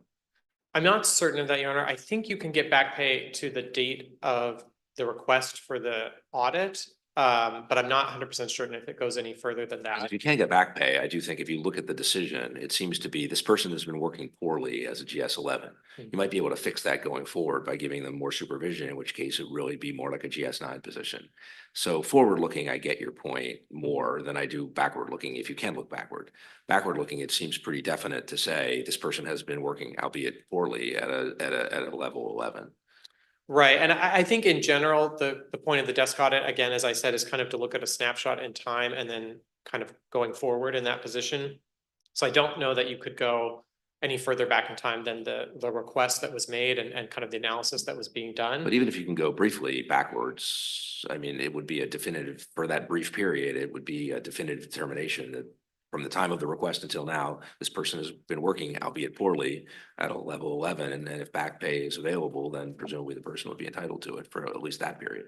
Well, I suppose that could be an outcome of a desk audit, but I don't agree that that's what Mr. Delate's memo says. I think it is equivocal about whether or not the proper classification this whole time has been a 9 or an 11. Well, I mean, I'm just looking at the word on JA 28 where it says in bold decision. What it says is based on the foregoing, the appellant is working within the parameters of the program support specialist 031 grade 11. Oh, so Your Honor's now reading from the second document. That's Yeah, the May appeal document, which again, I think we have even more questions about Okay. why that was even written when there was no appeal taken. So I was looking at the 2-page document is all that we have from Mr. Delate on the desk audit. Gotcha. And the bottom of that is, I think, pretty equivocal about what the proper classification would be. I got you. Thank you for that clarification. Can I ask you an abstract question? Back to jurisdiction. There's been some discussion about what the scope of your no jurisdiction argument is. And in particular, you've acknowledged that it's at least possible that although there's no statutory avenue of review, and so normal case challenges to desk audits that don't result in the specified consequence aren't available, that mandamus might be available as a remedy in extraordinary circumstances. Like, I guess if an agency said, we're not doing desk audits anymore, and maybe you could file a mandamus action that would be sounding in equity, or, sounding in, I guess, mandamus an equitable form of relief, to compel the agency to at least do desk audits so in compliance with its regulations. I take you to be agnostic about whether mandamus actions like that might lie. Well, I Is think that a it's. fair description of your position, or maybe not? I don't think it's quite right, because I think it would be very difficult to say that the court has a mandamus equitable action Well, to review these types of things when you have an analysis from Coleman about the statute kind of foreclosing these even equitable remedies. I don't want to, so I don't want to get over my agnostic leaning skis on. skeptical. I mean, agnostic leaning, you're not taking a definite position, though, that such an action would be foreclosed. We haven't analyzed it in this case, Your Honor, because it's just not So presented. you're not taking- you're not I'm taking not that taking a position. position that it absolutely be foreclosed. I just think it'd be very difficult to make an argument, given the statutory analysis here, that the court would still retain some sort of mandamus jurisdiction. But again, we haven't run through the factors of what that would require. So we don't have a position on here. There's been a line of questioning, which is, well, if you're not in a position to take a position right now about whether mandamus actions of some kinds might lie, notwithstanding Coleman and the statutory and regulatory changes you rely on, that might pose some questions, because if we're not sure, there might be a window there, and you're not saying whether there is or isn't one, and then we're trying to figure out, well, how big is that window? It's a little hard since you're not acknowledging whether there is or isn't one. But I guess, to what extent does it matter that this was not teed up as a mandamus action? And so whatever the answer is about the scope of mandamus, the way this action was framed, it's foreclosed. Is that a possible line of thinking, or do you think it really do you think if there is a mandamus action and on the merits, we would think this is really like an agency, if Mr. Branch is right on the merits, then the agency is just refusing to comply with a legally binding desk audit conclusion. I mean, maybe mandamus lies for that, maybe it doesn't, we're not sure. Does it matter whether this action was teed up as a mandamus action or instead teed up as kind of a challenged agency action under regulations that may have been outdated in your view, inconsistent with the statute? So I think it does matter, and I also think it matters that Mr. McFarland didn't file a reply brief in response to our argument on the jurisdiction, and didn't raise in his oral argument today any argument about why the statute would allow agency review of an action like this. So to the extent that there could be hypothetically some room for a mandamus action left, I think it would be very, very narrow, if anything. But he has never teed up this action in that way. He's never made an argument for why mandamus would be appropriate, or why it would satisfy kind of the extraordinary circumstances of a mandamus action. And I think if you look at the substance of what happened here, Mr. McFarland has had a lot of process around a request for essentially a promotion to a higher grade level. He had 2 desk audits that were done, multiple appeals, including one to this court that affirmed the decision, and now we're back again. So I don't think that there's really a concern that the agency completely abrogated its responsibilities in the way that, you know, a typical mandamus action would lie. I also wanted to bring a couple additional points on the jurisdictional question, just to remind the court about kind of how this scheme works. Under the current regulations, where you have a 2-level review to DCHR, is the equivalent to the federal standard for federal employees, and that's at 5 CFR 511.612, which again also says there's no right to judicial review of a classification decision for a federal employee. I think the other important reminder is that there is a backstop here always, that employees can use their union powers to negotiate a CBA that would give them rights to appeal a classification decision through the CBA context, and that could get judicial review as well. So it's not like they're completely foreclosed of all remedies here, but there are other ones, and I think the Omnibus Act really was a clear contemplation by the council that these actions were clogging up OEA, and that there needed to be no venue. That's the language they use in the committee report, no venue for further contesting classification matters. I think it would be passing strange for them to have not contemplated that by deleting the avenue to appeal through OEA, that they were going to foreclose judicial as well as administrative remedies.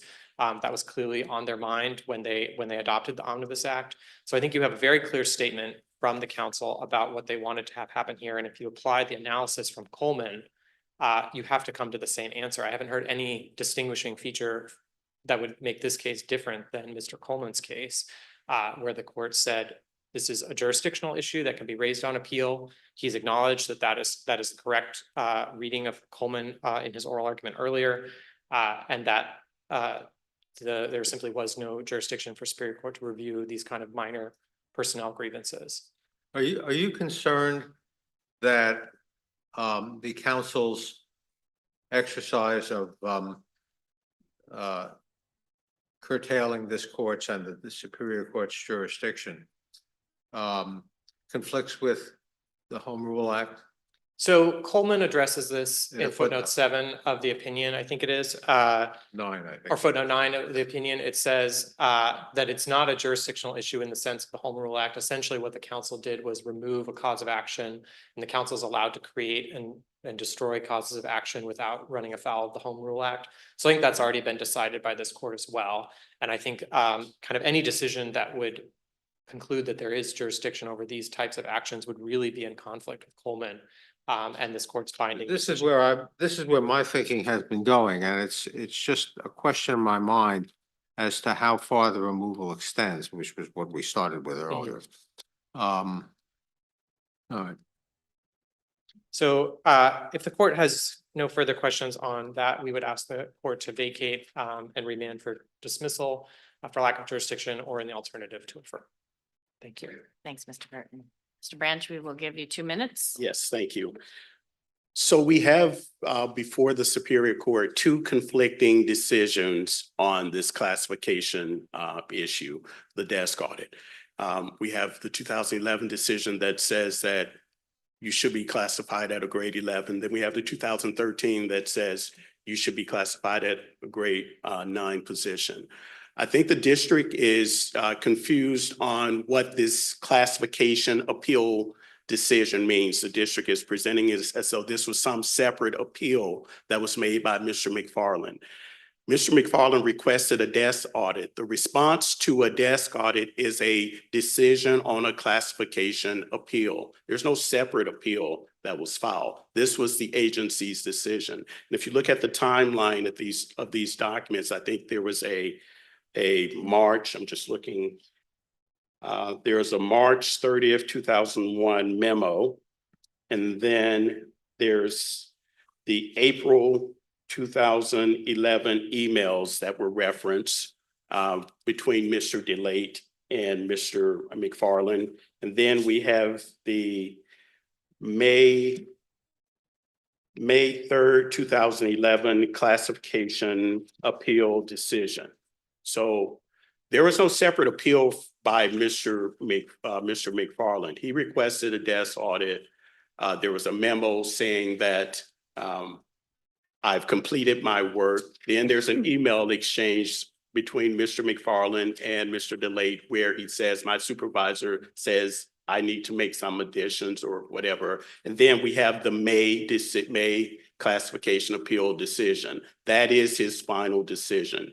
And he's communicating with Mr. McFarland. DeLate is communicating with Mr. McFarland by email. And the presumption, I think the court has to make that he's communicating with the agency would be by the same way. But there's a problem, and I think Judge Glickman touched on this. This record needs to be developed. How can you say that something is conclusively one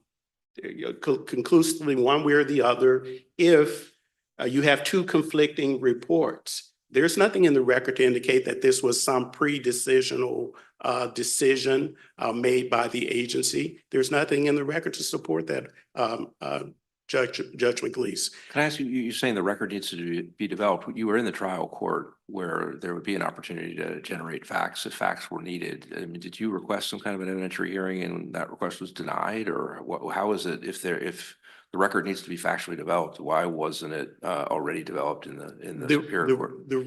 The request was made to the trial court. I'm fairly certain I litigated this case before the trial court. The trial court just sent the case back to the agency, and that's when the agency initially the agency made a decision in 2018. They submitted the memo by Ms. Right, I mean, but when you made your way back up to the Superior Court, Then we well, went- in front of the agency, did you ask for a hearing, I guess? And then when you made it back to Superior Court, did you say either I need a hearing here or the agency erred by deciding these matters as it did without an evidentiary hearing addressing the factual questions that you think need to be developed?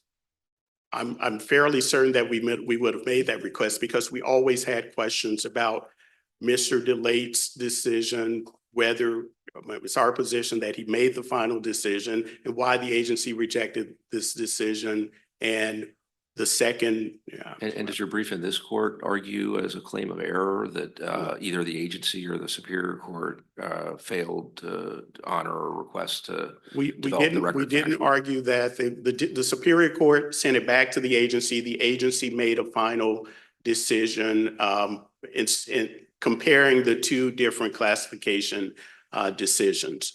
I don't know how you can reach a conclusion that this was a definitive statement and defer completely to the agency when you have two conflicting final classification decisions. And that's what happened here. There was no pre-decisional, there was not any FOIA litigation. Mr. McFarland submitted a FOIA request. The agency responded by providing him the documents that Mr. DeLate prepared, both the memo as well as the classification decision. You were moving a little quickly for me to fully appreciate this. There is a March document from Mr. DeLate. There's a May document from Mr. DeLate, and then there's some emails where Mr. DeLate talks about the need to get supervisor approval. Where do the emails fit into the March and May documents? I thought you were suggesting they were between those. Yeah, well, there's a March document, and that's at JA 21. Right. That's the memo. And then there's the April emails. Those are in the addendum 10 and 11. 11A.